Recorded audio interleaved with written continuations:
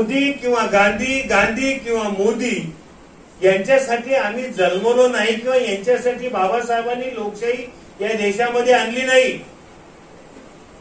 या देशातली लोकशाही जर प्रगल्भ करायची असेल तर सामान्यातल्या सामान्य माणसाच्या हातात सत्ता कशी जाईल याच्याकडे आपण लक्ष घातलं पाहिजे.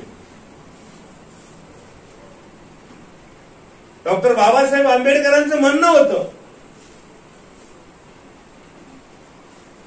की जेव्हा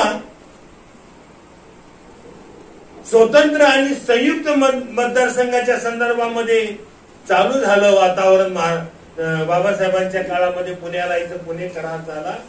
त्या करारामध्ये बाबासाहेब स्वतंत्र मतदारसंघ मागत होते आणि महात्मा गांधींनी मात्र उपोषण करून येरवाडा जेलमध्ये ते संयुक्त मतदारसंघ म्हणून आणले आहे.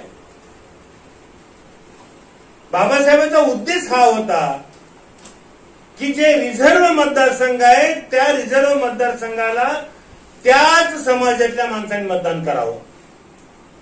म्हणजे संयुक्त मतदारसंघ केल्यामुळे आता आम्ही सगळेजणच रिझर्व्ह कॅटेगरीच्या माणसाला मतदान करायला लागलेलो आहोत. आणि मग संयुक्त मतदारसंघामध्ये जे राजकारणी सोयीचा दलितामधला किंवा रिझर्व्ह कॅटेगरी मधला उमेदवार आहे तो शोधायला लागले. पण जो खऱ्या अर्थाने हकदार आहे दलित समाजातला किंवा बौद्ध समाजातला किंवा रिझर्व्ह कॅटेगरी मधला एसी मधला कॅन्डिडेट त्याच्यापर्यंत आतापर्यंत लोकशाही पोहोचलेली नाही. हे प्रस्थापित पक्ष या कॅटेगरी मधल्या रिझर्वेशन मधल्या लोकशाही मधल्या मतदारसंघामध्ये त्यांना जो सोयीचा आहे, त्यांचा जो लाचारी करतो, त्यांचा बटीक म्हणून काम करतो, ज्यांच्याकडे पैसा आहे, ज्यांनी त्यांची सगळी सेवा केली अशा माणसाला पुढे आणण्याचा प्रयत्न करतात. हे बाबासाहेबांच्या संकल्पनेतले उमेदवार नाहीयेत. बाबासाहेबांच्या डोक्यात काय होतं की जो तळागाळातला माणूस आहे आणि जो पक्षाचं प्रामाणिक काम करतो, पिढ्यानपिढ्या त्या पक्षाचे खुर्च्या उचलतो, सतरंज्या उचलतो, त्या उमेदवाराला पक्षाने पुढाकार देऊन तिकीट देऊन त्यांना लोकसभेच्या, राज्यसभेच्या, विधानसभेच्या निवडणुकीमध्ये उतरवलं पाहिजे होतं. असं होत नाही. तर आता राजकीय पक्ष इलेक्टिव्ह मेरिटच्या नावाखाली पैसेवाल्याला, अनएज्युकेटेड असो की कुणी असो, त्या माणसाला पुढाकार देऊन तो आपली किती सेवा करतो याच्याकडे दृष्टिकोन ठेवून त्या माणसाला उमेदवारी देतात. मित्रांनो, या खोलामध्ये जास्त जाणार नाही. म्हणून लोकशाहीची जर कुठं कुचंबना होत असेल तर अशा ठिकाणी होते. म्हणून राजकीय पक्षांनी विचार केला पाहिजे की त्यांच्या पक्षाचे तळागाळाचा कार्यकर्ता कोण आहे, त्याला पुढे आणण्यासाठी पक्ष असतो. पक्ष म्हणजे काय? 4 वर्ष 11 महिने समाजसेवेत आहे, 1 महिना निवडणुकीमध्ये व्यस्त असला पाहिजे. पण आमच्याकडे 4 वर्ष 11 महिने नाही, 5 वर्ष सातत्यानं फक्त राजकारण करतात, उठाठेव करतात, बादला बदली करतात, पळवापळवी करतात. हे पक्षाचं प्रमुख काम झालेलं आहे. हे या लोकशाहीमध्ये अपेक्षित नाही आहे. असं आम्ही महाराष्ट्र विकास आघाडीचा पक्ष यासाठी निर्माण केला की जे या पक्षाने दुर्लक्षित केले उमेदवार किंवा या पक्षाने त्या उमेदवाराला, कार्यकर्त्याला उमेदवारी नाही दिली, पण सच्चा कार्यकर्ता आहे, प्रामाणिक आहे, आयुष्यभर तो राजकारणामध्ये पक्षाची सेवा करतो, अशा कार्यकर्त्याला जर उमेदवारी कुण्या पक्षाने नाकारली तर तशा उमेदवाराला आपल्याला न्याय देता येतो का? अशा पद्धतीनं आम्ही पक्ष चालवणं आमची भूमिका. म्हणजे मेरिटच्या पोराला शाळेत ऍडमिशन कुठल्याही मिळेल, पण नापास झालेल्याची शाळा चालवणं फार अवघड आहे. आणि ती शाळा आम्ही चालवण्याचा, नापास मुलाला त्याच्या कुवतीपेक्षा जास्त पात्र करून त्याला कसं मेरिट आणता येईल हे आमच्या पक्षाचं काम आहे. त्या पद्धतीनं आम्ही काम करत असतो. म्हणून महाराष्ट्रामध्ये 2009 पासून या पक्षाचं आम्ही काम करत असून हाच दृष्टिकोन ज्यांना फुले, शाहू आंबेडकर, महात्मा बसवेश्वर, अण्णाभाऊ साठे, मौलाना अबुल कलाम, छत्रपती शिवाजी महाराज आणि अहिल्यादेवी होळकर यांच्या विचारधारेवर आम्ही सातत्यानं काम करत असतो आणि आमच्या पक्षातल्या सर्व कार्यकर्त्यांना आम्हाला असं वाटतंय की या विचारामध्येच या देशाचं आणि देशातील जनतेचं कल्याण आहे, दडलेलं आहे. तेच विचार या देशाला तारू शकतात अशी आमची धारणा झाल्यामुळं आम्ही पुढे चालतो. कदाचित ही आमची विचारधारा कदाचित चूक नसावी अशी आम्हाला वाटते.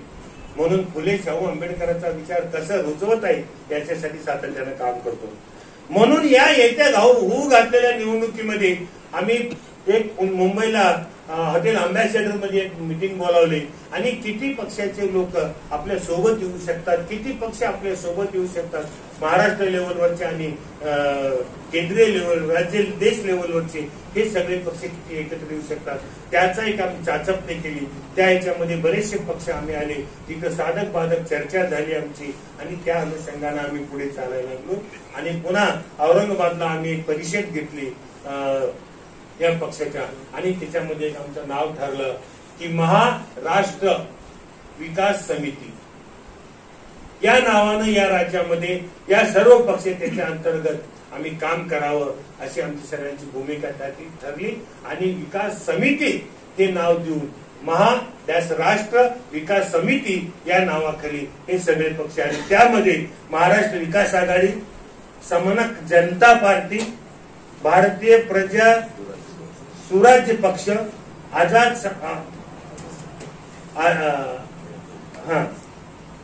भारतीय रिपब्लिकन पार्टी त्यांचे अध्यक्ष आपल्या सोबत आहे, भारतीय जनता प्रजा सुराज्य पक्ष दशरथ राऊत आबा इथं बारामतीवर उमेदवार आहेत त्यांचे हे आहेत, संपत चव्हाण म्हणजे समनक जनता पार्टीचे, त्यांना वेळेवर आमचा निरोप गेला नसल्यामुळे ते आज इथे उपस्थित राहू शकले. त्यांनी फोनवर संवाद साधला, ते आमच्या सोबत आहेत. अखिल भारतीय फॉरवर्ड ब्लॉक पक्ष त्यांचे राष्ट्रीय म्हणजे राज्याचे सचिव डॉक्टर नवले साहेब इथे आमच्या सोबत आहेत. वंचित समाज इन्साफ पार्टी अशरफ शेख म्हणून आहेत, ते यूज थोड्या कारणामुळे आले नाही. त्याच्यानंतर मानहित लोकशाही पक्ष बालाजी दमुंडे आहेत. भारतीय मानवतावादी पार्टी दयानंद सोहनी, असे हे एकूण आमचे जवळपास 7 पक्ष आता सध्या आमच्या सोबत आहेत. परत आणखीन बऱ्याच पक्षांची आमच्याकडे येण्याची शक्यता नाकारता येते. येणाऱ्याचं आम्ही स्वागत करणार आहे. हे छोटे छोटे पक्ष यांना सुद्धा आम्ही सोबत घेणार आहोत. कारण जो माणूस स्वतःचा पक्ष काढतो त्याचा कुठेतरी स्वाभिमान दुखवलेला असतो इतर पक्षामध्ये, किंवा कुठेतरी त्याला सामाजिक राजकारणात काम करताना अडचण निर्माण झालेली असते. त्यामुळे त्याचा स्वाभिमान दुखवल्यामुळे त्यांनी हा पक्ष काढलेला असतो. त्याला न्याय मिळाला पाहिजे म्हणून अशा सर्व पक्षांना आम्ही सोबत घेऊन काम करण्याचं ठरवलेलं आहे. आणि म्हणून सगळे पक्ष आमच्या सोबत काम करत आहेत. आणि येत्या होऊ घातलेल्या निवडणुकीमध्ये लोकसभेच्या जवळपास आमच्या वतीने या महाराष्ट्र विकास समितीच्या वतीने महाराष्ट्रामध्ये आम्ही जास्त काही जागा नाही पण किमान 25 जागा लढवण्याची आमची जास्त आमच्याकडे उमेदवार मिळाले तर निश्चितपणानं आम्ही लढवणार आहोत. पण 25 तरी आम्ही या महाराष्ट्रामध्ये ह्या विचारधारा फुले शाहू आंबेडकरांच्या तत्वज्ञानाच्या जोरावर देशात चाललेल्या परिस्थितीच्या विरोधात, देशात चाललेल्या प्रतिकूल वातावरणाच्या विरोधात आम्ही निवडणुकीला सामोरं जाणार आहोत. देश आर्थिक परिस्थितीमध्ये कसा खालावत चालेल याच्या विरोधात आम्हाला काय करतंय हा एक आमचा मॅनिफेस्टो तयार करून हा अजेंडा घेऊन आम्ही जनतेच्या पुढे जाणार आहोत. आणि या जनतेच्या या लोकशाहीमध्ये आम्ही जवळपास 25 उमेदवार घेऊन ताकदीनं अशा प्रकारे आम्ही लढण्याचा विचार करत आहोत. त्याच्यासाठी आता तुम्ही म्हणताल की आम्हाला एनडीए मध्ये जावा किंवा इंडियामध्ये जावा, तुम्ही स्वतंत्र लढल्यामुळं असं वाटेल तुम्हाला की भाजपाला फायदा होतो किंवा यांना अमुकांना फायदा होतो. आम्ही कुणाच्याही फायद्याचा विचार करत नाही आणि आम्हाला कुणाच्या मदतीची अजिबात गरज नाही.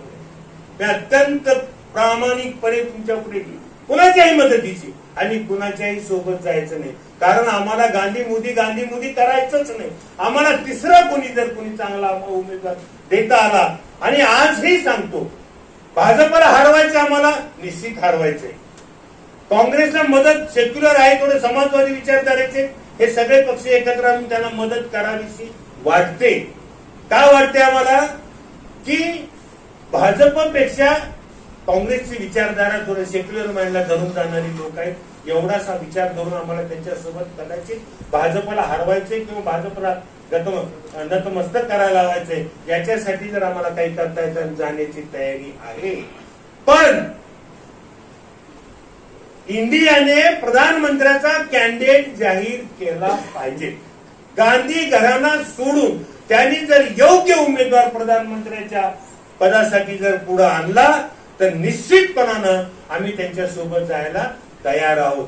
जर हे असं ते म्हणतील आता आम्हाला निवडून आल्यावर लोकशाहीमध्ये उमेदवार ठरत असतो, ते साफ फसवं बोलतात. निवडून आल्यानंतर ना आम्ही काही करू शकतो ना इतर काही करू शकत नाही. मग त्यांचा जो प्यादा मरका प्यादा असेल किंवा जो एज्युकेटेड फुल माणूस असेल त्याला पुढे चालवून पुन्हा गांधी घराण्याची खुशामती करण्याचं काम या देशामध्ये करतील. म्हणून त्यांनी जाहीर उमेदवार करावा. एनडीएचा उमेदवार तर जाहीर करायची गरज नाही, तो हुकुमशाह स्वतःच उमेदवार जाहीर म्हणून करतोय. पण इंडियावाल्यांनी तरी उमेदवार जाहीर करावा.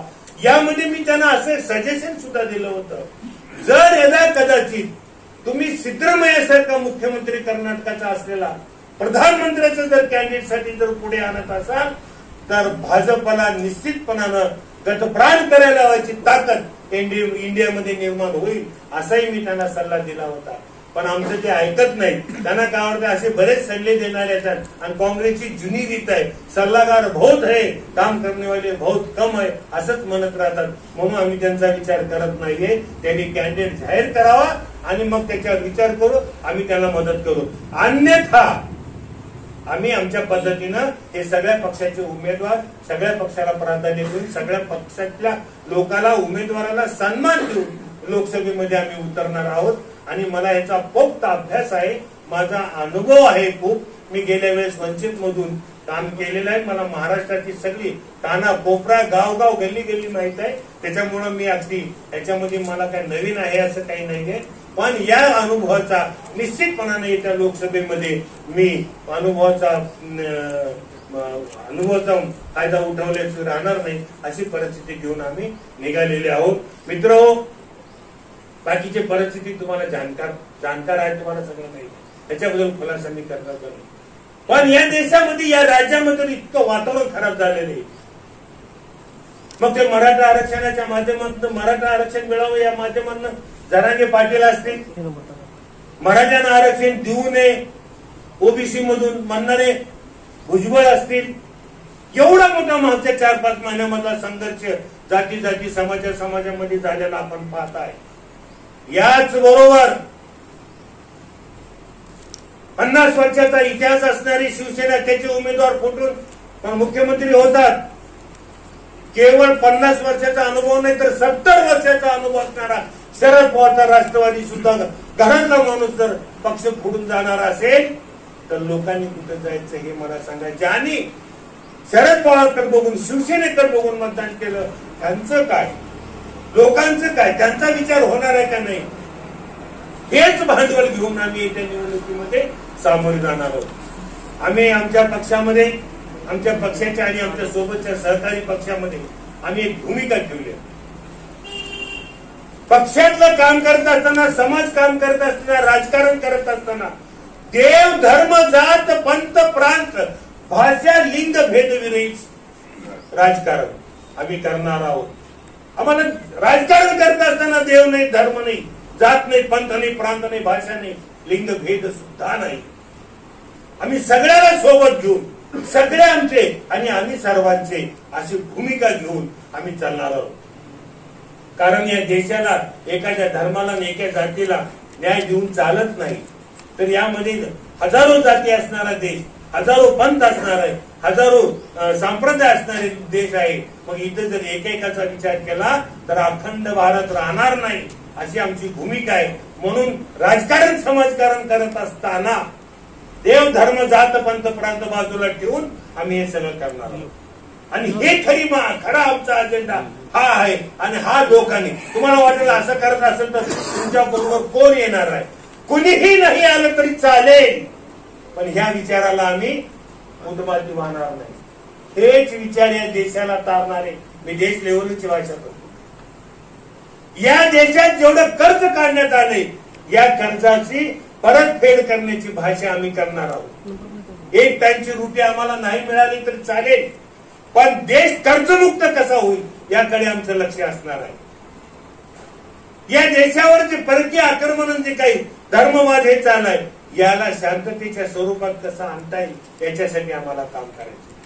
या देशातला उद्योग निर्माण झाल्याशिवाय या देशातल्या तरुणाच्या हाताला काम मिळणार नाही, ही आमची भूमिका आहे. म्हणून उद्योगाला प्राधान्य, एक दोन बोटावर मोजणाऱ्या उद्योगपतीला नाही, तर सामान्य ग्रामीण भागातल्या तालुका जिल्हा लेवलवरच्या MIDC मध्ये छोटे मोठे उद्योगाला प्राधान्य देऊन त्याचं पुनरुज्जीवन करून त्याच्यामध्ये काम वाढवून तिथे आम्ही तरुणाच्या हाताला काम देण्याची भाषा.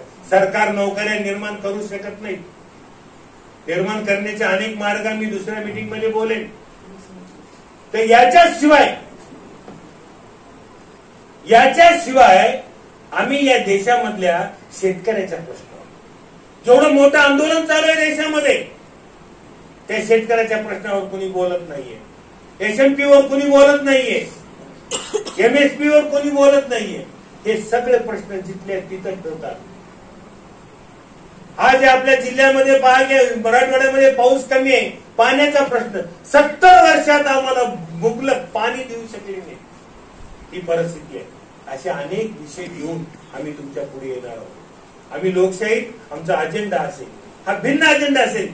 कोण कुण्या पक्षात गेला, कोण काय म्हणला, हे असलं गलतान राजकारण आम्हाला अजिबात करायचं नाही. कुणी कुणाच्या पक्षात जाऊ नये, मातीत जाऊ, काय देणं घेणं आम्हाला. आम्हाला देणं घेणं या देशातील जनतेचं आहे आणि देश कसा भक्कम आणि सुदृढ कसा बनेल याच्याकडे आमचं लक्ष आहे. या देशातल्या जोपर्यंत तरुणाच्या हाताला उद्योग नोकरी मिळणार नाही, तोपर्यंत या देशातलं गरिबी दूर होणार नाही. म्हणून बांधवानो, आणि जोपर्यंत सुशिक्षित हाई उच्च शिक्षित माणसं या देशाच्या राजकारणात येत नाही, तोपर्यंत देशाचं काही खरं नाही. म्हणून आम्हाला असं वाटतं की जे सुशिक्षित माणसं आहेत, उच्च शिक्षित माणसं आहेत, त्यांना राजकारणात उतरलं पाहिजे आणि तळागाळातल्या माणसाला निश्चितपणानं राजकारणात किंवा त्यांना प्राधान्यानं निवडणुकीमध्ये भाग देऊन त्याच्या पाठीशी थांबणं कर्तव्य पडला हरकत नाही. पण त्याला वाटेल असं की या देशामधलं राजकारण इतकं जातीयतेवर आणि आरक्षणाच्या मुद्द्यावर एवढं चिघळून गेले. मी बोलता बोलता एका ठिकाणी असं म्हणालो, कुण्या का पक्षातलं, कुण्या का जातीतला असे ना, कुठल्या का रिझर्व्ह कॅटेगरीतला असे ना, पण जर त्याला आता समजा मी म्हणालो की एसटी मधल्या लोकांना, तर एसटी मधल्या लोकांनी मी कमी करा म्हणत नाही, पण ज्यांना त्या आरक्षणाचा फायदा मिळाला त्या फायद्याचा इतरांना फायदा मिळावा म्हणून तुम्ही त्यांना मदत केली पाहिजे. मित्रांनो, या महाराष्ट्रामध्ये 184 जाती, 86 जाती एसटी मध्ये आहेत. फक्त 16 जातीला प्रमाणपत्र देण्यात येईल. फक्त 16 जातीला व्हॅलिडिटी मिळालेली आहे. बाकीच्या जाती आणि उपेक्षित आहेत. त्या जातीचा कोण विचार करायचा? एसटी मध्ये असंच आहे. एका घरामध्ये 4-4 ऑफिसर आहेत.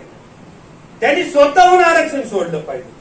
हे जर यांनी आरक्षण सोडले तर माझा तळागाळातला जो माणूस आहे, जो उपेक्षित आहे, आरक्षणामध्ये आहे पण तो इथपर्यंत पोहोचू शकत नाही, त्याचा त्यांना फायदा दुप्पट गतीने होईल आणि तो माणूस पुढे येईल. म्हणून त्यांना मिळाला पाहिजे, त्यांच्यासाठी प्रयत्न. आता पक्ष तिकीट देते, कुणाला देते? पैसे आहेत का? खर्चाची ताकद आहे का? पक्षाचा निधी आहे का? संख्या किती आहे? अरे हे प्रश्न लोकशाहीत राजकारणात विचारायचे नाहीये. एवढं विचारू शकता तो पक्षाचा किती दिवसापासूनचा कार्यकर्ता आहे, इमानदार आहे का, पक्षाचं काम प्रामाणिक करतो, एवढं बघा. आणि जर इमानदार असेल तर त्याला हाताला धरा. पक्ष कशाला पाहिजे? पक्ष जर मदत करून त्या माणसाला मोठं करणार नसेल तर 17 आणि पुढच्या उचलणारे तसंच राहू द्यायचं आणि मग आयात करायचे कार्यकर्ते आणि त्यांना पुढे घेऊन चालायचं. ही जर ह्या राजकीय पक्षाची परिस्थिती असेल तर ही परिस्थिती कशी बदलता येईल याच्यासाठी आम्ही प्रयत्नशील राहणार.